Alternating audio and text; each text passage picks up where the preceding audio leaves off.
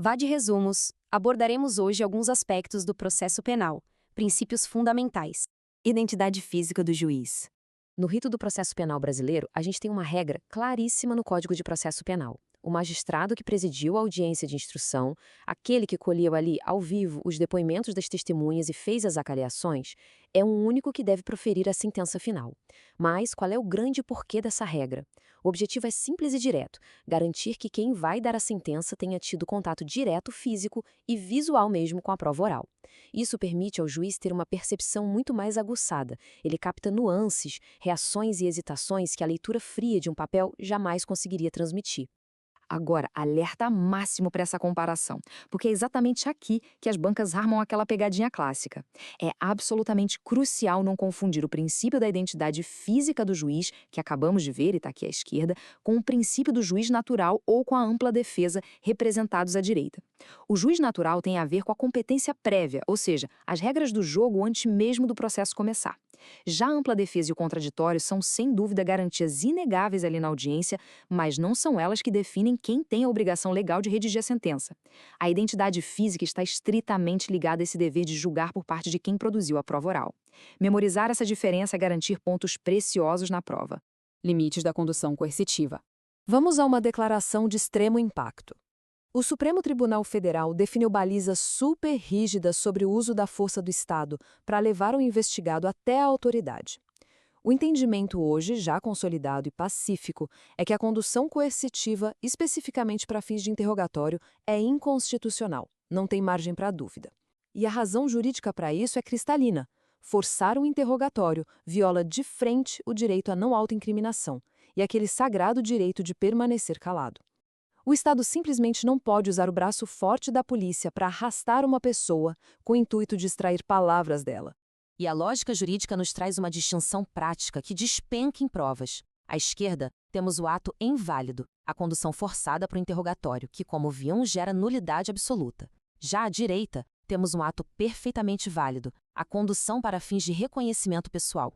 Trazendo para o mundo real, imagina que um suspeito de furto é levado à delegacia de forma obrigatória, mas ele não precisa falar nada nem agir ativamente. Ele só fica ali, passivo, para que a vítima o identifique por trás de um vidro. Essa medida é totalmente válida. O Estado tem esse poder. Agora, se ele for levado à força, sob o pretexto de ser interrogado para confessar, aí o ato inteiro cai por nulidade absoluta. O macete para o candidato é focar na diferença entre a participação passiva e a participação ativa do investigado. Defesa técnica e acesso intermediário. O nosso ordenamento jurídico tem uma regra de ouro inegociável. Não se admite, de forma alguma, que um acusado seja processado ou julgado sem a presença de um defensor técnico. E isso vale até mesmo para aquele réu que está foragido da justiça. A presença de um advogado ou de um defensor público é um pilar irrenunciável. Essa obrigatoriedade é o que a doutrina técnica chama de teoria do acesso intermediário, que basicamente garante o acesso ininterrupto à defesa, não importa qual seja o comportamento ou a vontade do próprio réu. Mas e na prática, como fica quando há resistência? A gente tem um passo a passo bem claro. Passo 1, um réu cheio de dinheiro com plenas condições financeiras se recusa deliberadamente a contratar um advogado. Passo 2, como o processo não pode parar, o juiz é obrigado a nomear a Defensoria Pública para atuar na assistência dele. E aí vem o passo 3, o grande pulo do gato. Como o réu tem posses, a Defensoria vai cobrar os honorários advocatícios no final do processo. Qual é a engenharia jurídica por trás disso? É garantir que a justiça não fique paralisada por um capricho do acusado e, ao mesmo tempo, assegurar que o Estado não pague a conta de quem pode bancar a própria defesa. E um detalhe que chove em questões: esses honorários não vão para o bolso do defensor público, de jeito nenhum. Eles são revertidos para o fundo de aparelhamento da própria instituição. É um sistema muito bem amarrado. A garantia do direito ao silêncio. Chegamos à máxima latina nemo tenetore sed tegere, que basicamente nos lembra que ninguém é obrigado a produzir provas contra si mesmo. O direito de ficar em silêncio é uma proteção constitucional absoluta. A lei processual penal é categórica. O silêncio do acusado não pode, sob nenhuma hipótese, ser interpretado em prejuízo dele e muito menos ser considerado uma confissão ficta. Ficar em silêncio não é o ditado do quem cala consente. Muito pelo contrário. O silêncio é uma verdadeira trincheira de defesa e tem que ser rigorosamente respeitado, tanto pelos juízes quanto pelos examinadores. Na prática, o direito ao silêncio se aplica em dois cenários principais, na fase policial e frente ao juiz. A regra de prova é que essa garantia tem força total nessas duas fases, sem qualquer distinção, e mesmo que já existam provas esmagadoras no processo. O porquê disso é bem simples. O interrogatório é o momento supremo de autodefesa. Ele não é, em absoluto, um dever de colaboração com a investigação. É a hora em que o réu exerce sua defesa de forma ativa, falando, ou de forma passiva, ficando quieto.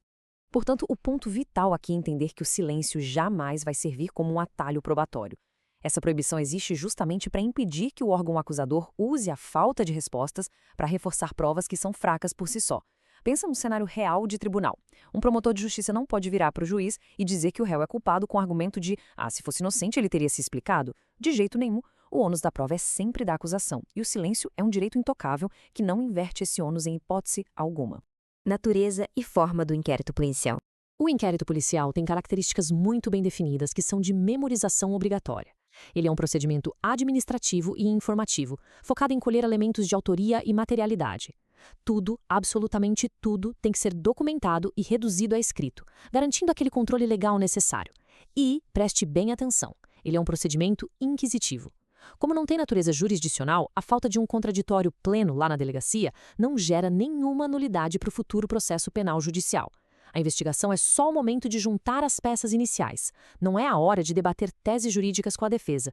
Aqui mora outra pegadinha clássica envolvendo o sigilo do inquérito e a famosa súmula vinculante 14 do STF. O sigilo da investigação policial é apenas relativo. E o que isso quer dizer na prática?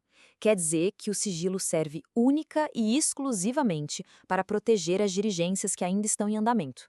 Mas esse mesmo sigilo nunca pode ser usado como um escudo pela autoridade policial para impedir que o advogado de defesa tenha acesso aos elementos de prova que já foram formalizados e anexados aos autos.